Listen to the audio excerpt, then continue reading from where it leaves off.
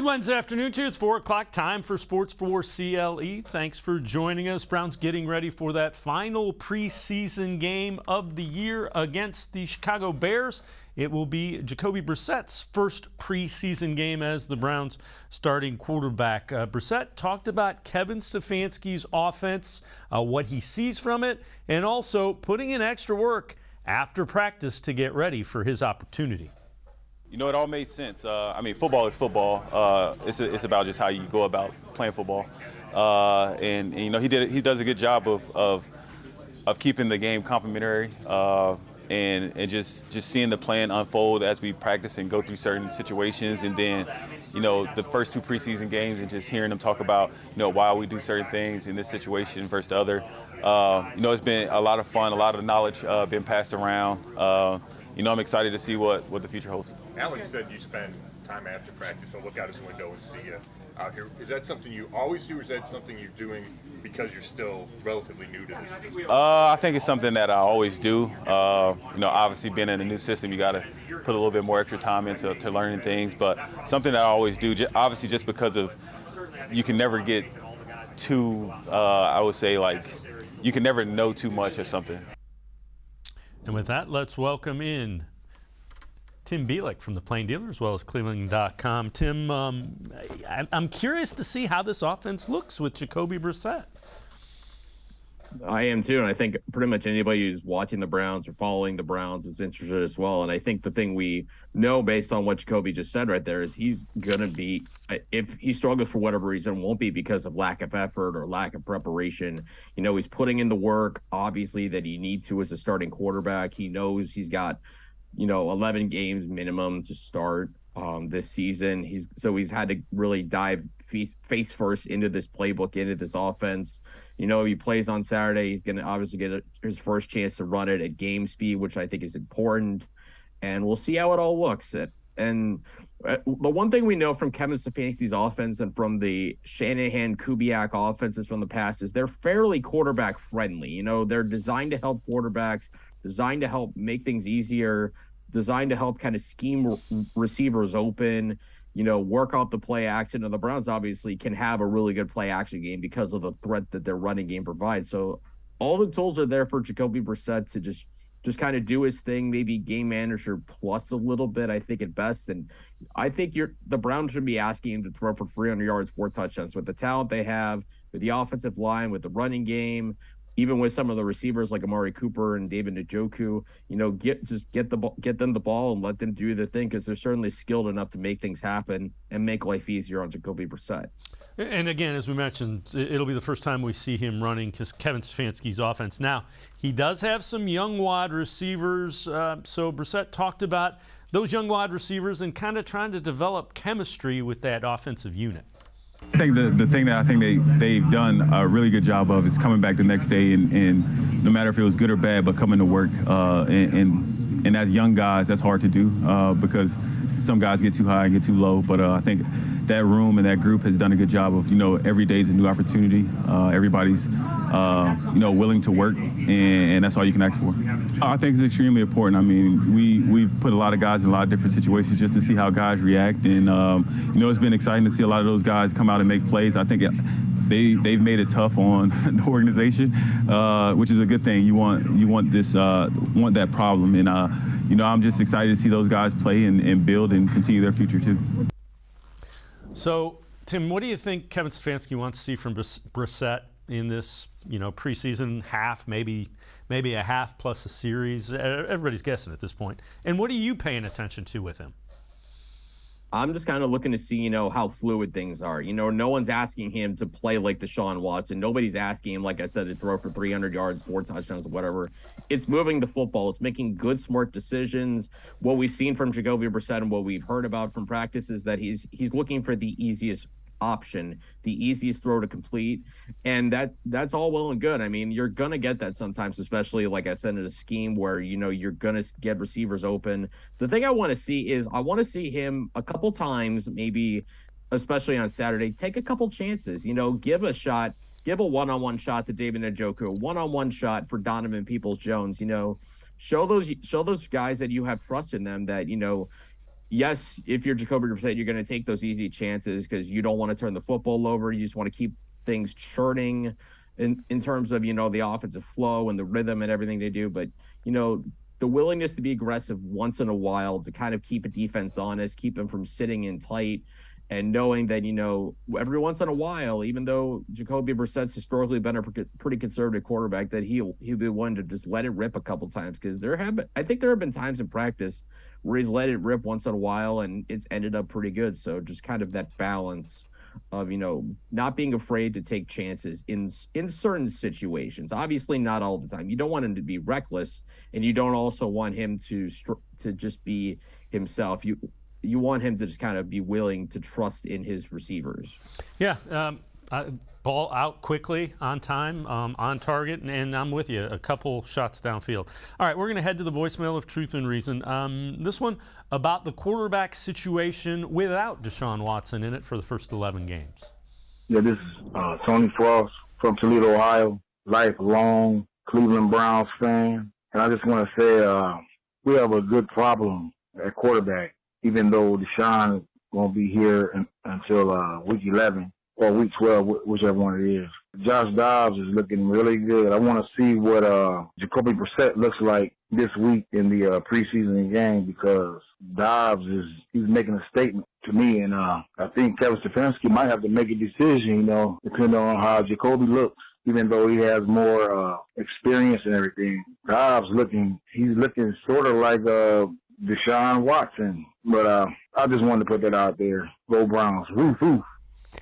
All right, as always, appreciate all of the voicemails. I would caution, preseason, I said it yesterday and I'll say it again. The year the Browns were 0-16 under Hugh Jackson, they were 4-0 in the preseason. So temper the preseason. It's great that Josh Dobbs looks good. Jacoby Brissett's going to be the starter. And Kevin Stefanski isn't going to ask either of those guys to go out and win an NFL regular season game.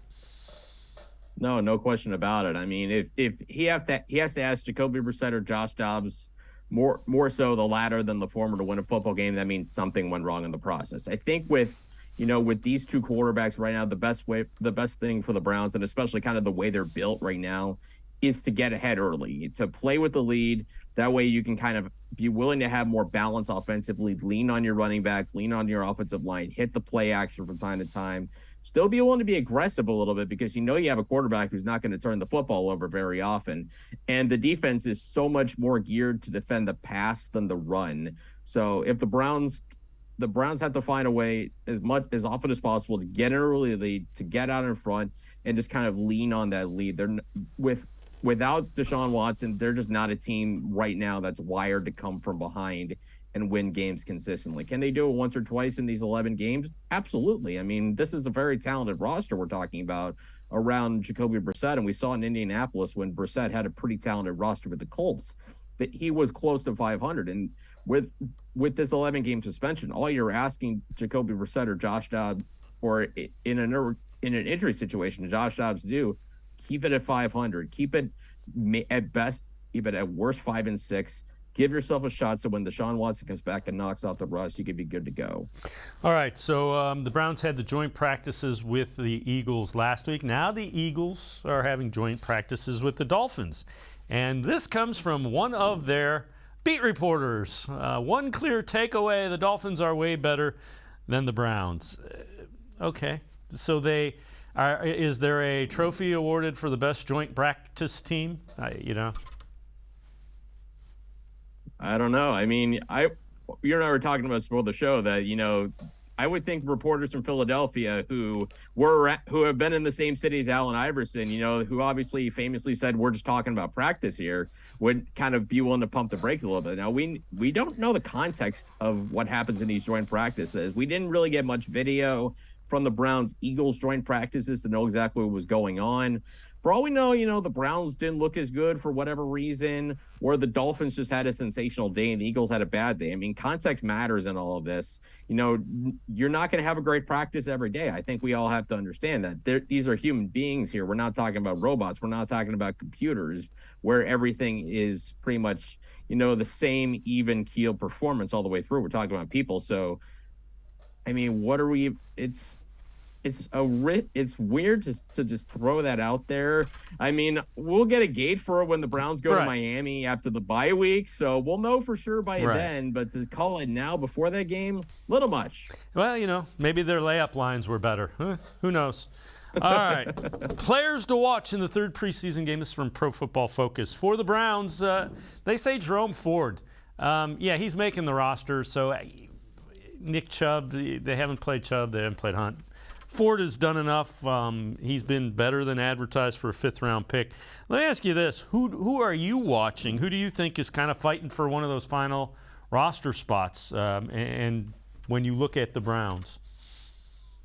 I'm kind of looking, at receiver to kind of see what happens now that obviously, they don't have Jakeem Grant for the rest of the season. I think we know the top four is pretty set. I think what kind of happens at fifth or sixth receiver is going to be interesting. We know Mike Woods hasn't practiced for the last few weeks with a hamstring issue. He'll probably still make the team, but then if they go for a sixth, who gets that job? Is it Mike Harley, who had some nice moments in that second preseason game? Is it Dalen Baldwin, who seemed like he was really flashing in the last couple weeks and had a quiet game? Is it going to be Jamarcus Bradley, who's been on the roster who's played some games the last couple seasons, was one of those guys who filled in that 2020 game in New York against the Jets? I think that's going to be the biggest battles. Like, I don't think they carry just 5 receivers. I think they got to go with the 6th. The question is, who's number 6 going to be? I know he's probably not going to play much, but you do really have to have that guy on the roster just in case. Yeah, it's kind of interesting. Harley kind of showed some things. I thought he showed some savvy with his route running, but along those lines, we're going to take a quick time out other side of the break. We'll look at some options the Browns might have via trade, who they might trade, who they might try to acquire. Sports4CLE will be right back. Stay with us. Come back to go forward. Back to learning new things. Back to pursuing your dreams. Tri-C has flexible learning options to fit your life. And every year, more than 1,000 local companies provide Tri-C students with real-world learning. The right education can boost your lifetime earning power by hundreds of thousands of dollars. Start now with a college education you can afford. Tri-C, where futures begin.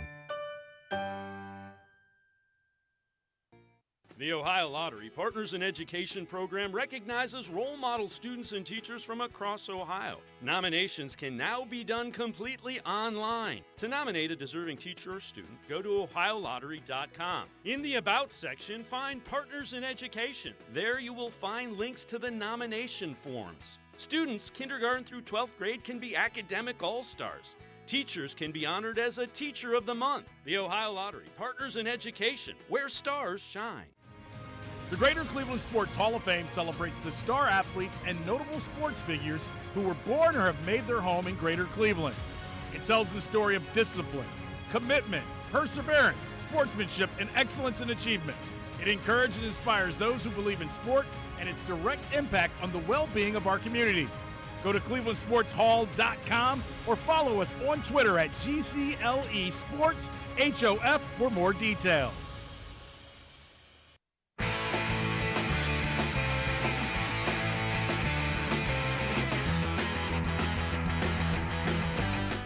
We continue talking Browns with Tim Bielik from the Plain Dealer as well as cleveland.com. This is from CBSSports.com.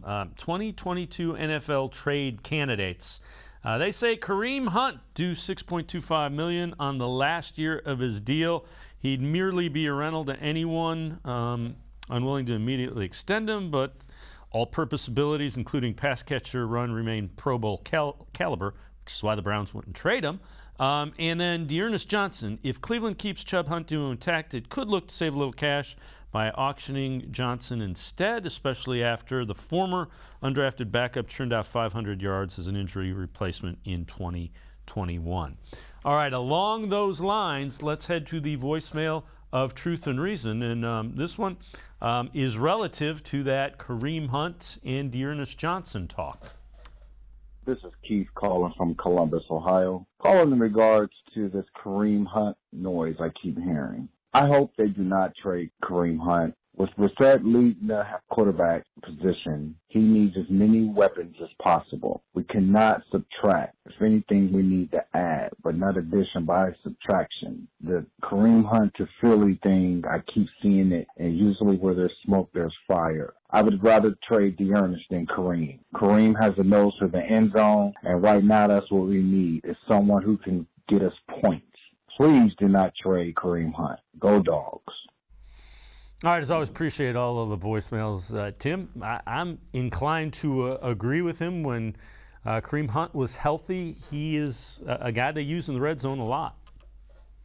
I agree as well. I think, with Kareem Hunt, even if he doesn't come back next season, if you're the Browns, better probably to hang on to him and maybe get a compensatory pick, in 2024, whether it's a 4th-round pick or a 5th-round pick based on whoever signs him in free agency. Because clearly, I think Kareem Hunt's done a really good job of revitalizing his career in Cleveland. He came in, obviously, under controversial circumstances. By and large, the last couple of years, he's been almost basically a model citizen. And it's clear his play has not really tailed off. The only thing that's kind of tailed off is the amount of touches he's gotten. And when you're in a platoon with Nick Chubb, when you're in that 1-2 backfield, you're not going to get as many touches as you would normally get if you're the guy.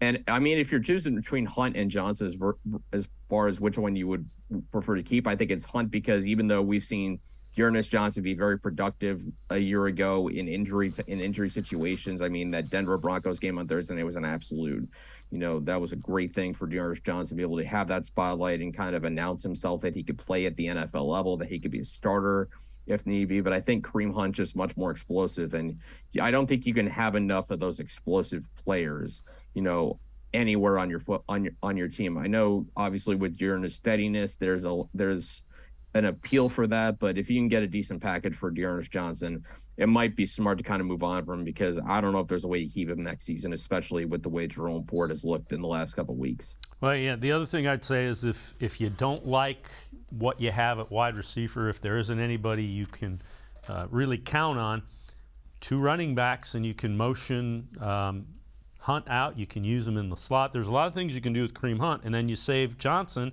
and when either Hunt or Nick Chubb need a rest, you've got him in Ford. So there's a lot of things to go. All right, having said that, Jack Duffin tweets this out. 2 ideal trade candidates for the Browns. Darius Slayton, and you see the $2.54 million is what he is owed. And then tight end O.J. Howard. Now, O.J. Howard was a guy that highly drafted and just hasn't panned out so far. Both those guys are intriguing. That Howard just hadn't done it at the NFL level. He hasn't done what a lot of people thought he would.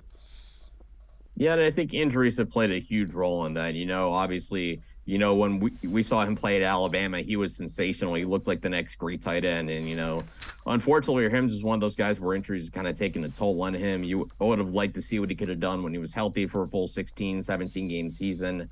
But I don't know if he could be that player. Darius Slayton, on the other hand, is fascinating. I know he put up some really good numbers early on in his Giants career. And we have to remember also, last 3 seasons, caught 124 passes, 1,800 yards, 13 touchdowns. He's done that with Daniel Jones as his quarterback by and large. And, the Giants offense the last few years has been a mess. Jones clearly is not the guy in New York.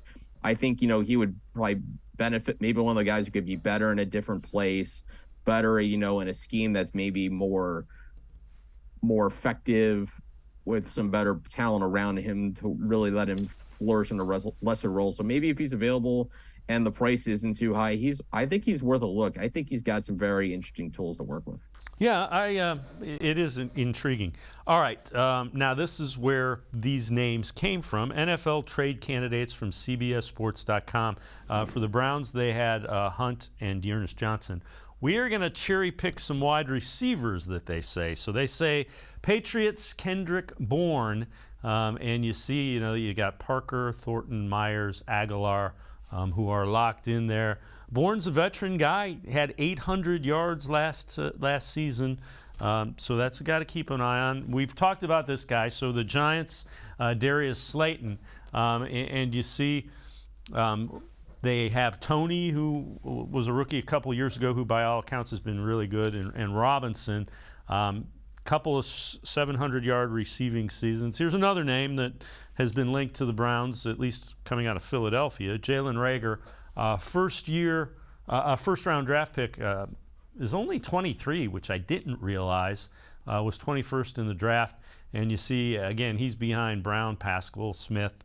Another interesting one, a young guy, Chenault from the Jaguars. You see they signed Kirk and Jones. You have, or Kirk and Zay Jones. They have Marvin Jones there as well. And then from the Lions, this guy's kind of intriguing as well. Cephas is a big target. They signed Chark, and then they also drafted Williams. And they have St. Brown, who was really good, and Reynolds. So Cephas is intriguing, a bigger guy, not a lot of speed, but a big target. All those guys are somewhat intriguing. You mentioned Slayton. Who do you like? Do you like any of those in addition to Slayton? I think the number one guy that sticks out to me is Kendrick Bourne. The one reason I think that he stands out to me is because he's played so much he played for the 49ers for 4 seasons. He's got experience in the Kyle Shanahan offense, which is similar to what Kevin Stefanski runs in Cleveland. I would think the learning curve for Kendrick Bourne would be pretty small, and he could be able to get on the field and have an impact fairly quickly. I mean, you look at the numbers, 3 back-to-back seasons of 600-plus yards, 16 touchdowns in his career. All came within the last 4 seasons. He's just productive. He may not be a big play guy, but it's just another guy as a professional out there. He knows how to catch the football. There's a lot of good things to like. I like the idea of trying to buy low on Laviska Shenault. The Jaguars were a mess last season offensively. I don't think that's a secret. And it's also clear that they're trying to remake this team. I mean, you don't pay Christian Kirk $22 million if he's not going to be the number one guy right now. Whether he stays the number one guy is unclear, but it's clear that, Shenault maybe needs somewhere else to go. And you would imagine someone who's as creative a coach as Stefanski would figure out how to work with him. Quintez Cephas also seems like an interesting chess piece, an interesting young player. I mean, you look at his numbers, not a lot of work in his career. I mean, just 35 receptions, 553 yards, 4 touchdowns. But then you look at the Lions depth chart receiver, why he could be available.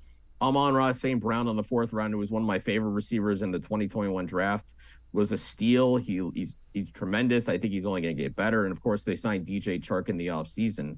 So not much room for him. And with Jalen Reagor, I know there was a lot of hype around him being a first-round pick, and he hasn't lived up to the hype. And I get the idea of the change of scenery, but I don't know if he's shown enough to kind of be worth it.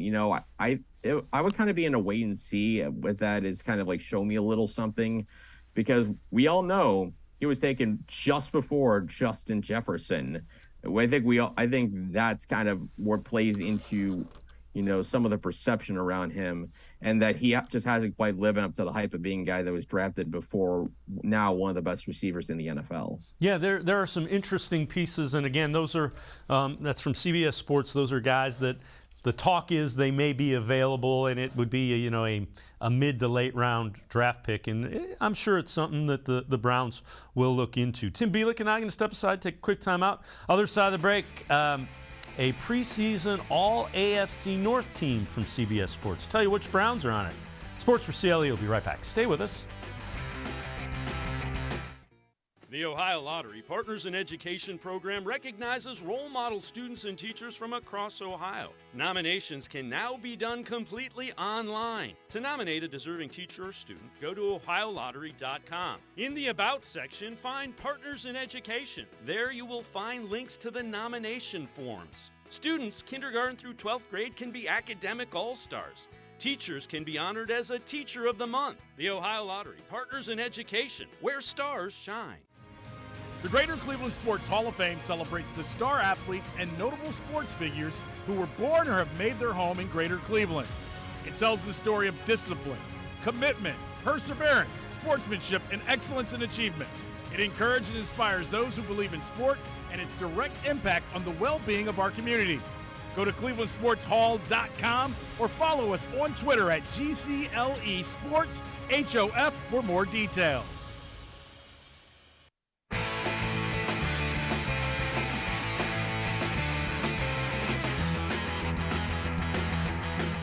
We continue talking Browns with Tim Bielik from the Plain Dealer and cleveland.com. CBS Sports has come out with the 2022 preseason All-AFC North team. Let's take a look at it. So on the skill position side, you have Nick Chubb earning the top spot as the running back on the line. The Browns put a couple of guys on the offensive line with Jedrick Wills as well as Joel Bitonio, so they get a guard and a tackle. Defensive side of the ball, edge rusher, Myles Garrett along with Jeremiah Owusu-Koramoah, and then both of the cornerbacks, Denzel Ward, Greg Newsome on that. And the punter also lands there. Corey Bajorquez ends up as the punter in the All-AFC North preseason team.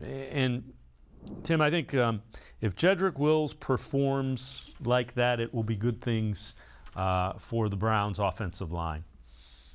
Yeah, they're going to need him to play at that high level that you expect a top 10 pick to make. And I mean, obviously last year that was always going to be difficult because of that ankle injury he had. He was never the same. He tried to play through it and it obviously didn't work out. It was just kind of a microcosm of the issues the Browns had on that offensive line throughout the season. So him taking a step forward in year 3 is going to be important. It seems like he's put in a lot more work. He's worked a lot more with Joe Thomas. So if he struggles this season, it may not necessarily, it probably won't be for lack of effort, I don't think. It would just kind of come down to maybe, it's going to come down to staying healthy and continuing to refine the things he was doing well in his rookie season. I thought it was interesting also the love they gave Jeremiah Owusu-Koramoah as a rookie.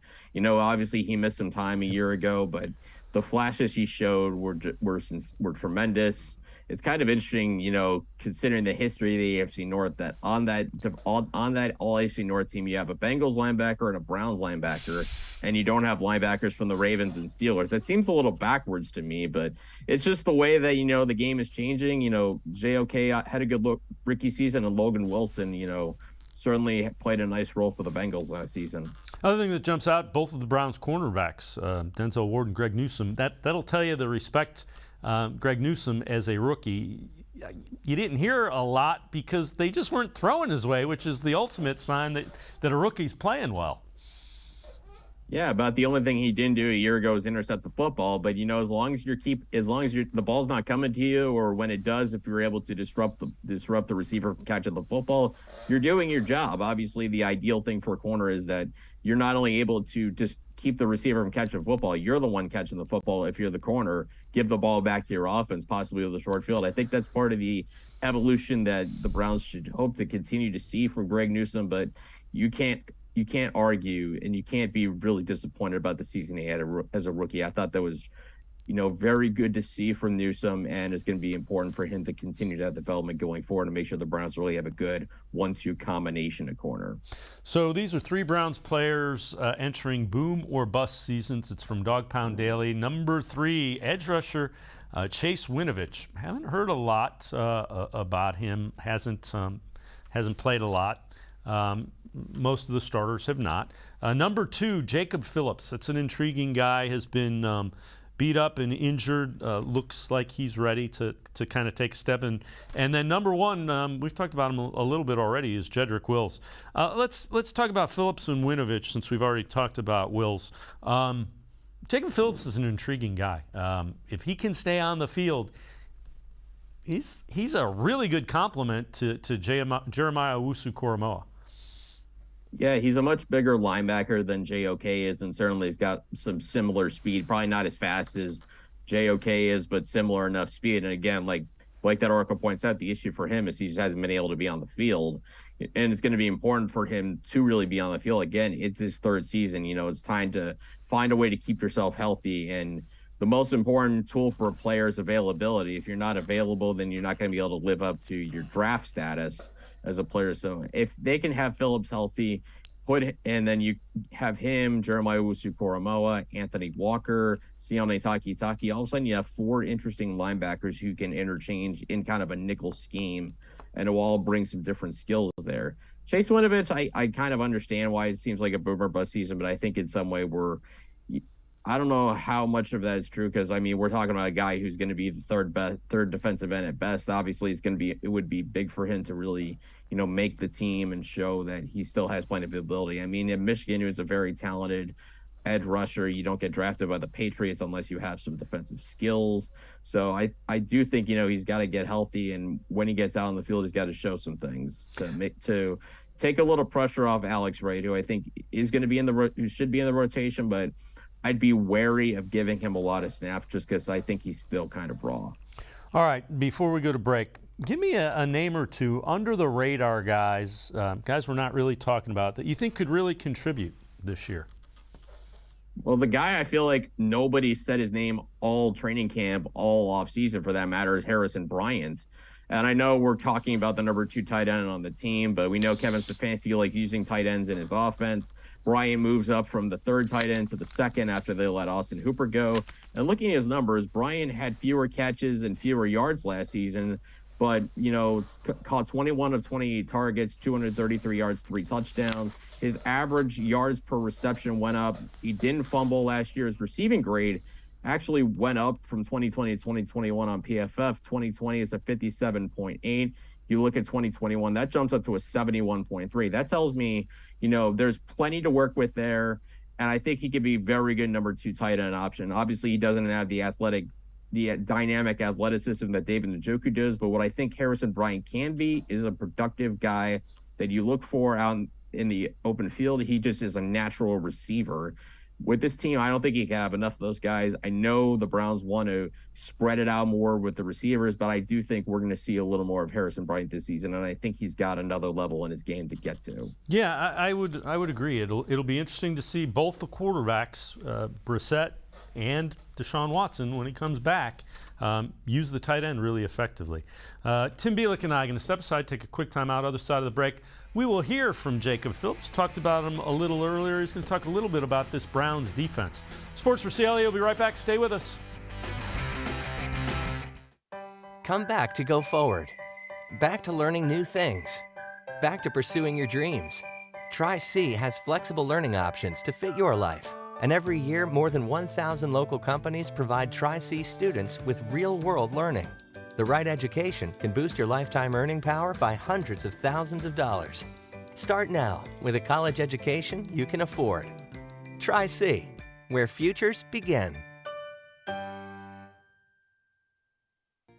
The Ohio Lottery Partners in Education program recognizes role model students and teachers from across Ohio. Nominations can now be done completely online. To nominate a deserving teacher or student, go to ohiolottery.com. In the About section, find Partners in Education. There you will find links to the nomination forms. Students, kindergarten through 12th grade, can be academic all-stars. Teachers can be honored as a Teacher of the Month. The Ohio Lottery Partners in Education, where stars shine. The Greater Cleveland Sports Hall of Fame celebrates the star athletes and notable sports figures who were born or have made their home in Greater Cleveland. It tells the story of discipline, commitment, perseverance, sportsmanship, and excellence in achievement. It encourages and inspires those who believe in sport and its direct impact on the well-being of our community. Go to clevelandsportshall.com or follow us on Twitter at GCLE Sports HOF for more details.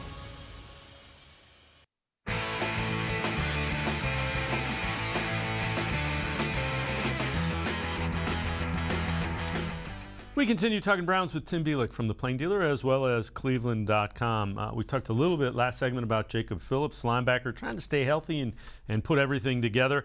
Phillips talked about going against former teammate Baker Mayfield in Week 1 and what that means to this defense. Well, people are here 1 year, a team is never the same. So, obviously with him going there, it's going to be cool that, we have like kind of understanding on how he plays, obviously competing against him every day on the practice field. So, I think it's just going to be a regular game for us. Obviously you got more notes written down on, the way he plays and, different throws he makes and different things like that. But, it's going to be like every other week. I think as a defense, you should always feel like you should always have that on your back. Defense wins championships. So, regardless on any situation on offense, I feel like as a defense, you should always carry the weight of, wins and losses, and doing everything you can, because you can't win if you don't score. So, I feel like we have that mindset, and we're going to take that with us. So, Tim, let me ask you this. First of all, they're going to rely on their defense with Jacoby Brissett as the starter. They just will. Who do you think has the advantage, Baker Mayfield or the Browns' defense? That's a tough question. I admit I'm a little pessimistic about this one, mostly because of the lack of good history the Browns have had on opening day. That this would be, if the Browns lost this game, a lot of people would call this one of the most Browns losses in recent history. But, I think the defense does have the advantage just because, I feel like, as they went along a season ago, that they're much better. Baker, obviously, he's going to be in a different system. He's got different skill players to work with. So it'll be a different test for the Browns because they won't know all the plays that, Baker's going to run, because Browns would have seen those every single day for the past couple of seasons in practice. But they do know Baker pretty well. And obviously, considering he had the offseason shoulder surgery on that left shoulder, on that non-throwing shoulder, how much, we don't know how much he's really worked on his fundamentals and different things like that. So the Browns seem like they should know his tendencies pretty well. We'll see how it all kind of plays out. But the one thing that we've seen the last couple of days is they're certainly, saying all the right things. They're not trying to feed Baker any bulletin board material.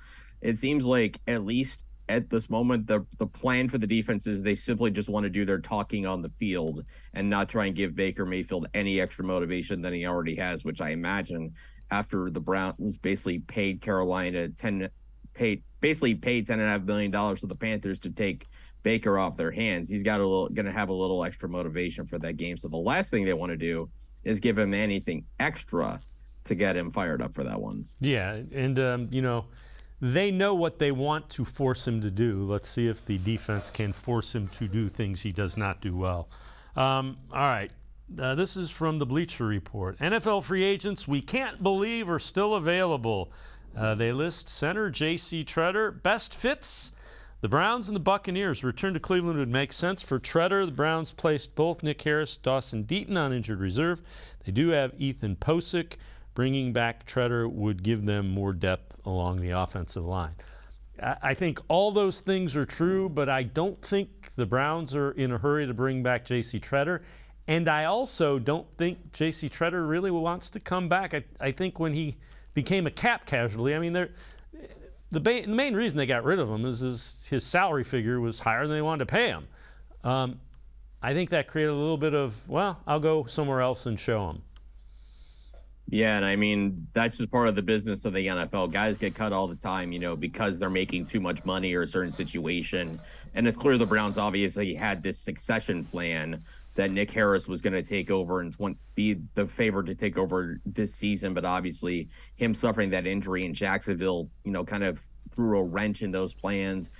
So I feel like it would be unlikely, I guess, for J.C. Tretter to come back to Cleveland for that particular reason. Tampa Bay would make a lot of sense for him. He could be immediately kind of inserted as a center for Tom Brady, and with Tom Brady and that Tampa Bay defense and the skill players they have, they should be able to make a deep run. So maybe he could go there and give him a shot at his Super Bowl and kind of see where he goes from there. So I do think if he signs somewhere, it probably is more likely it's somewhere not in Cleveland. Yeah, I would agree. And he's a veteran that doesn't normally practice, so he's going to look for a place where he doesn't get beat up before, you can start cashing the game checks, if you will. All right, Joel Bitonio talked today and talked about the reaction and the pushback that he got on social media to saying it was going to be Cleveland against the world because of the whole Deshaun Watson situation. I noticed it. I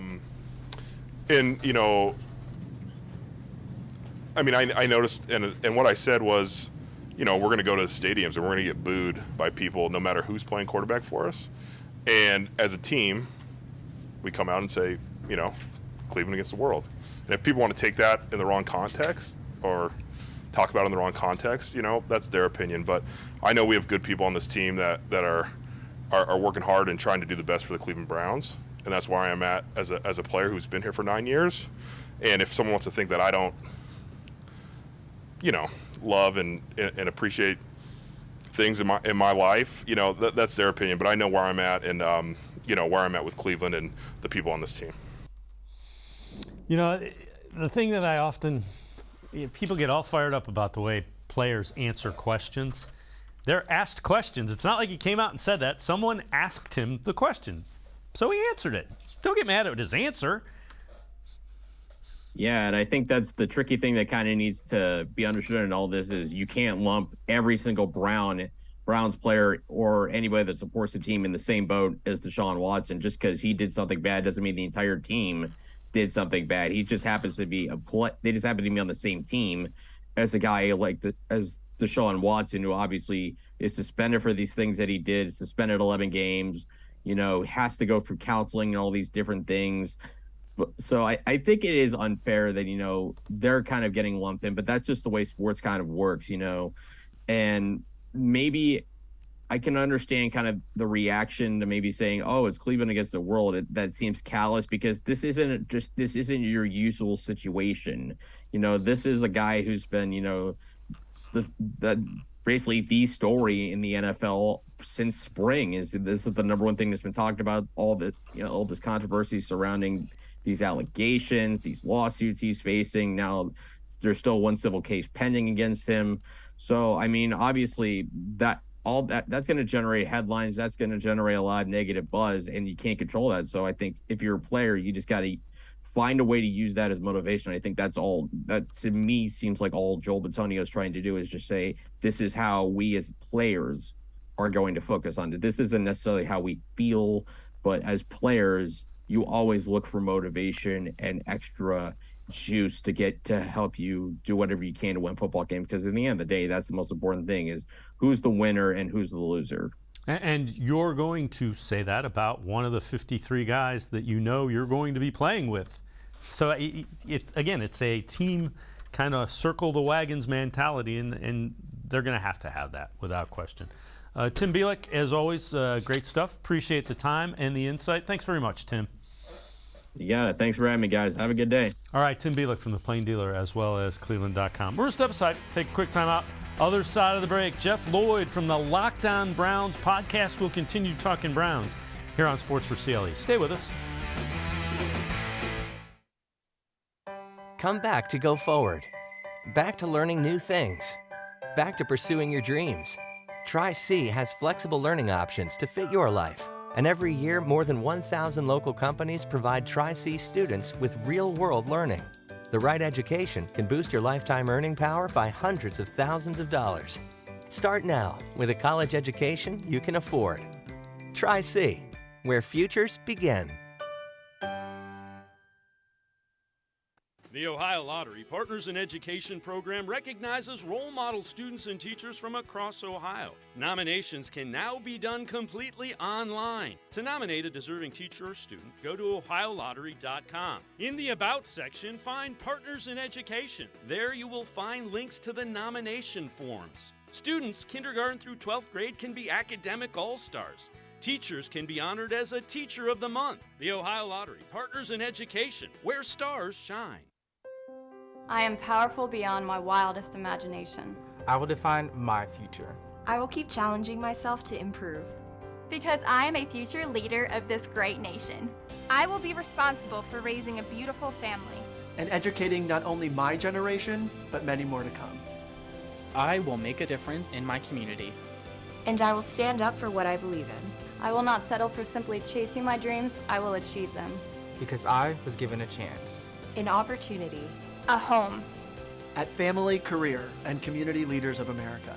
The ultimate leadership experience. FCCLA has been one of the greatest experiences of my life. It's made me who I am today. Join us. We'll build a new future together.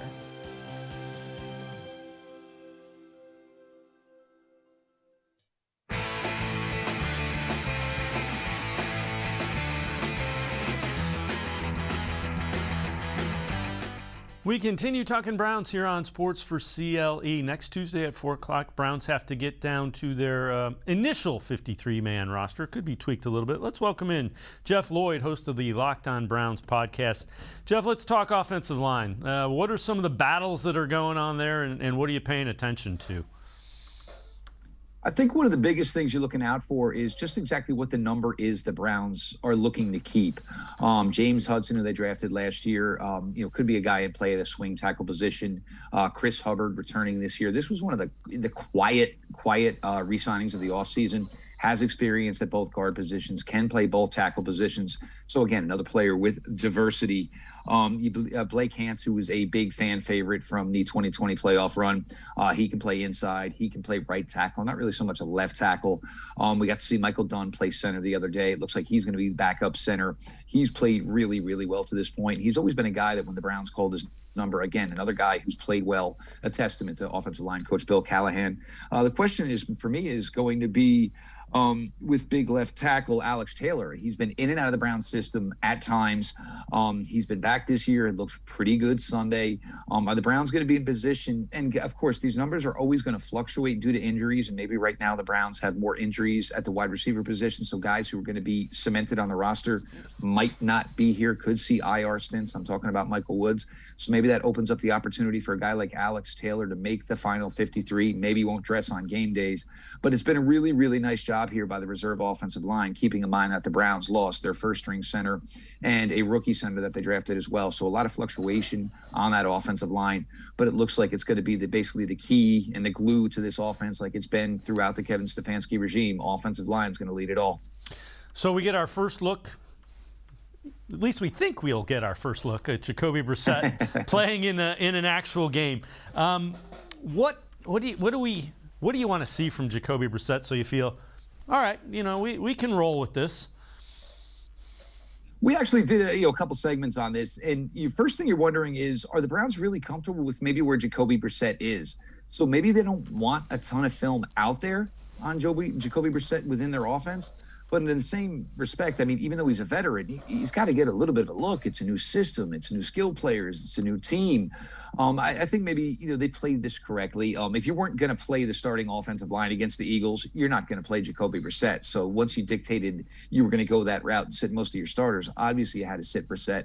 But you need to see some things. You like to see, a pass or two to Amari Cooper to show that maybe these two have the understanding that we hear them talking about, the understanding that they have. David Njoku, Harrison Bryant, these guys need, some live reps here. So with Brissett, I think it's just to go out there, look efficient. And look, the Browns offense to this point, they have moved the ball, regardless whether it was second string, third string, what other quarterbacks have been out there. They've had the ability to move the ball. And I think, with an 11-game absence of Deshaun Watson, certainly that's going to cause, some headaches and some questions about whether or not what this offense can do. But I think Brissett and the way this offense functions, if the offensive line can play like we've seen it capable of playing, you should see some success. Look, what we're asking is for him to maybe play to the levels of what an injured Baker Mayfield played last year. I don't think that's too much to ask. I know a lot of fans are up in arms about all this, but I think if those are your expectations for him to play equal to an injured Baker Mayfield last year, or maybe a little bit better and not maybe force as many turnovers, I think that's realistic. And I think he's capable of doing it. And if he's able to do that, this team should still probably be a team that can be pretty successful. All right, you look at the quarterback play. Josh Dobbs has looked good in preseason. Now it is preseason, so I would say he's looked good in preseason. How comfortable are you if, one hit to Jacoby Brissett, now he's the guy, and he's only taken 17 snaps in regular season. Do you think they look and see who's available after everybody gets down to 53 that might have more experience, or you think they're rolling with Josh Dobbs as the number 2 to Brissett? I do think that, first off, maybe there's going to find a way to maybe work something out with Josh Rosen. Hey, would you be interested in the practice squad? There could be a big possibility for you to get some playing time. We just can't afford to carry 3 quarterbacks in the position we're in. But with Josh Dobbs, and look, I have been one that has said for many weeks now, look, everybody wants to talk about what we're going to do after Deshaun, but I've been one of the big proponents of we are one hit away from Josh Dobbs or Josh Rosen. To be fair to Josh Dobbs, I'm not ready to say that I'm totally in love with the idea, but to his credit, he has played well these last 2 weeks. And I think the one thing that, and especially for Browns fans, we've seen a lot of mobile quarterbacks in the NFL over the last few years. Browns fans, not so much. And Josh Dobbs understands that he has that ability. And look, if you're a backup quarterback, most of the time you're going to have deficiencies. You are not going to be the thrower that the starting quarterback is. You're not going to be as big, as strong, all of these things. But do you have a calling card? Josh Dobbs, it looks like the legs can help him. Keep in mind, he has not played with the top tier, personnel. Hasn't played with David Njoku. Hasn't played with Harrison Bryant. Hasn't played with Amari Cooper. Looked good with David Bell. Looked good with Anthony Schwartz. I think for Josh Dobbs, it's something that's on the rise. Could he potentially be a long-term number 2 here if Jacoby Brissett only stays for 1 year? Maybe it's possible. But, for Josh Dobbs, I think he's done a lot to take people from the point of, we know nothing about this guy to maybe starting to understand we know a little bit about this guy. But still, the pause and hesitation if this team is forced to start either Josh Dobbs or Josh Rosen, it's real. This is a team that has legitimate aspirations, legitimate expectations, and I don't think they should be squashed just because Deshaun Watson is out for 11 games. This team is very competitive. The other 252 players on this team, on this roster, they are really, really good, solid football players. Yeah, they have a big gap to bridge with the way they're currently constructed. But I'm not ready to just say that 2022 is going to get thrown out yet. And Josh Dobbs, to his credit, he's really, really worked hard, and he's kind of developing and understanding that even though he has limitations, find the open guy. If not, I got legs and I can still make plays. Yeah, he's gotten the ball out quick, too. The decision-making process has been pretty impressive. Now, I know it's vanilla and it's preseason, so you're not getting some of the crazy looks, but it's an interesting decision that the Browns have to make relative to Josh Dobbs and the number 2 quarterback. All right, these are players to watch in the 3rd preseason game from Pro Football Focus, and these are guys that they think are kind of on the bubble. We went out and selected some wide receivers. B.C. Johnson is a guy with the Vikings. He's been there since 2019, so Kevin Stefanski would have a little bit of familiarity with him when he was a rookie. Buccaneers, wide receiver Scotty Miller. Jets, wide receiver Denzel Mims. And with the Dolphins, wide receiver Preston Williams. Okay, so we gave you 4 wide receivers there. Any of them kind of interest you for a late-round pick, or are you keeping an eye if they become available on 53-man cutdown day in a week? For me, Denzel Mims is the one I would look at of these 4 listed. Of course, B.C. Johnson, and there's always that connecting of the dots of players who would have familiarity with the system. But look, it's a little bit different the way the NFL does it now. The cutdown used to be over Labor Day weekend, so that meant, you got a player in here. He had 3-4 practices before he was going to be ready to go, for your regular season opener. This year, the way it works last year, the way it works this year, you have almost 2 weeks with the, shrinking of the preseason. So you have 2 weeks now. If you bring somebody in, you can get him up to speed pretty quickly. But Denzel Mims, it's been a bad spot for him with the Jets. And part of this, look, it's not necessarily his fault. When he was brought in, they thought Sam Darnold was maybe their quarterback. That didn't work out very well. Last year, you brought in Elijah Moore, who was a great, great player. You went out this year, you brought in, Garrett Wilson. They've just done so much here that it was never really, Denzel Mims. And this is always a thing, too, is Mims was brought in by a regime that is no longer with the New York Jets. His time down at Baylor, big, physical, longer guy. The Browns only really have one other receiver who's kind of built like him, and that would be Donovan Peoples-Jones. But, Denzel Mims, for me, just seems like a guy who really needs another opportunity to see if, the talent's there, or, maybe something got lost in translation between this guy who was a really, really solid college player, transitioning to the pros. But of those guys listed, Preston Williams is interesting, big guy, can get down the field. But again, maybe somebody that wouldn't have as much success with Jacoby Brissett.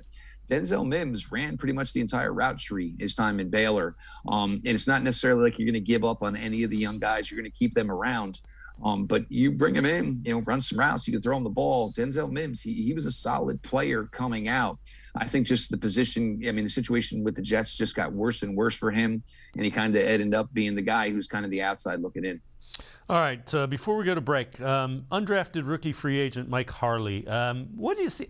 He just looked like a guy that understands how to play the position. I paid close attention to him in the Eagles, and I saw some route running savvy that I didn't necessarily know that I would.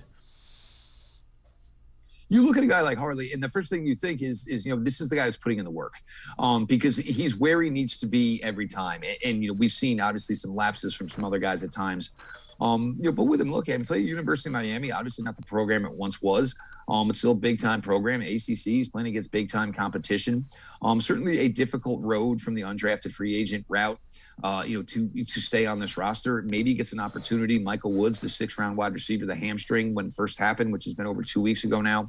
They said it was going to be a while, which makes you think that maybe once final cutdowns come down, maybe he will be put on injured reserve with the hope to get him back at some point this season. But for right now, you got to think Hartley's right in that range. I think Demetric Felton makes this roster because you're going to consider him a third of a return man, a third of a running back, a third of a wide receiver, which means that's 5, which means there's another spot in that wide receiver room for somebody. If you're going to give it to anybody right now, it's probably going to be Hartley. He's shown a little success. Javon Wims is a veteran, but would you rather go with a guy who's been with you throughout the spring into the summer, knows the entire playbook? For Hartley right now, it's his job to lose. Sowing Saturday night against the Bears would maybe help him solidify this for the time being. But you got to think right now, he would be, if you were doing, the last name in, last name out as far as the wide receiver room, Michael Hartley's probably going to be the guy who is the last name that remains to stay. Jeff Lloyd and I are going to step aside, take a quick timeout. Other side of the break, we'll turn our attention to the defensive side of the ball, especially on the line. Sports for CLE will be right back. Stay with us.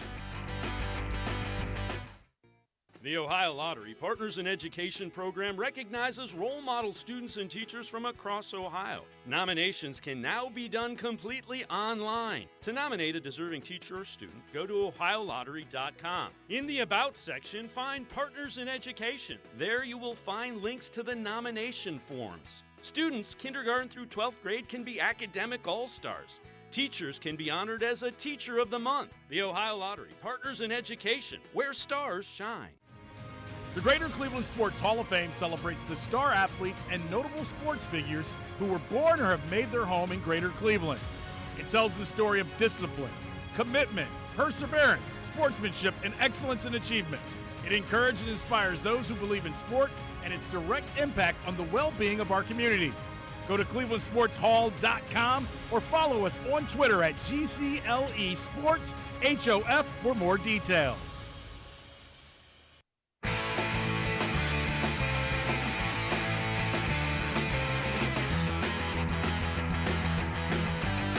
We continue talking Browns with Jeff Lloyd from the Locked On Browns podcast. Jeff, the battles at defensive end, what do you, when you look at that, what do you see? Well, for me, look, I think we know that 4 are going to make it right away. Myles Garrett, Jadeveon Clowney, Alex Wright, they think is an absolute just ton of potential that they can work with, fine-tune, and turn into a player one day. Isaiah Thomas, his first showing, even though he was a 7th-round pick, was solid.